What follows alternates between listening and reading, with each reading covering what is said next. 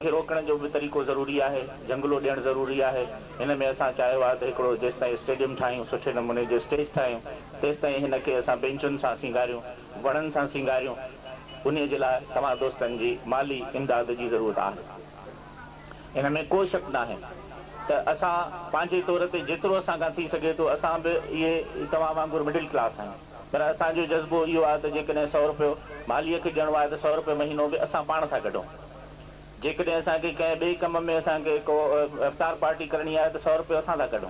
माना इहो लॻभॻि 5000 पिया असां महीने में असां पंहिंजा दोस्त पिया गॾु कयूं। असां घणो ख़र्चु SGDC जे हिननि इमदादुनि मां असां नथा कयूं। उन जे करे तव्हांखे हिकिड़ी गुज़ारिश आहे, ऐं उहा गुज़ारिश में मुंहिंजे ख़्याल में अॼु हिकिड़ो सुठो मौक़ो बि आहे। जिन दोस्तनि खे असांजी मदद करणी आहे उहे अचनि, थोरो अॻिते अचनि, मां बि बीहां थो, असां झोली फैलायूं था। दोस्त अचनि, असांखे जेका मदद करणी आहे करनि, माली मदद कनि। असांजो साईं सिराज साहिबु आहे, पनो खणे, पेन खणे, जंहिं दोस्त खे असां सां मोहबत जो अहिड़ो थोरो इज़हार बि करिणो आहे, भले इन जे करे हू अचनि। पर उहो ऐलान जीअं असांजा दोस्त ऐलान करे विया पंहिंजे पैसनि ॾियण जो, अञा उन्हनि न ॾिनो आहे, उन्हनि खे बि गुज़ारिश आहे त उहे बि वरी अहिड़े क़िस्म जी ऐलान न करनि जो असांखे वरी महीननि जा महीना उन्हनि जे पुठियां रुलणो पवे। अचो, थोरी थोरी मदद जी असांखे हिकिड़ो ऐलान कयो। जिन दोस्तनि खे इन क़िस्म जी का शक थो थिए या थींदो आहे न, मूंखे बि लॼ ईंदी आहे पैसा कढण में, पर दोस्तनि खे गुज़ारिश आहे त असांजी मदद कयो। ऐं हिते स्टेज ते अचण खां की ॿाहिरि था त असां दोस्तनि खे हेठि तव्हां ॾे था मोकिलियो। का हिकिड़ी ॻाल्हि मुंहिंजे ख़्याल में तव्हां वधीक पैसा ॾींदव, खिलो था वञो।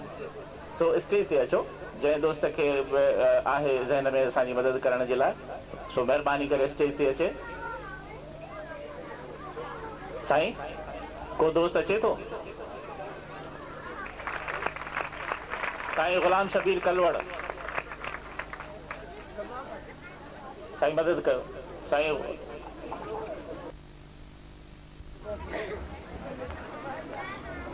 वो फ़ैसिलो करणु ॾाढो ॾुखियो थो थिए। दोस्त झोली फैलाए तव्हां वटि अचनि था।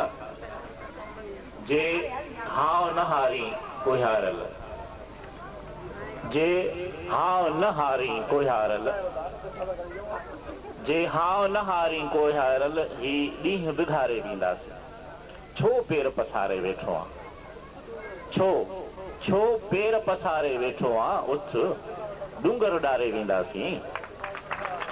तव्हां जी दोस्तनि जी वॾी महिरबानी। इन्हनि मुर्कुनि, इन ख़ुशियुनि में अलाह साईं तव्हांखे हमेशह शाद रखे, ख़ुशि रखे।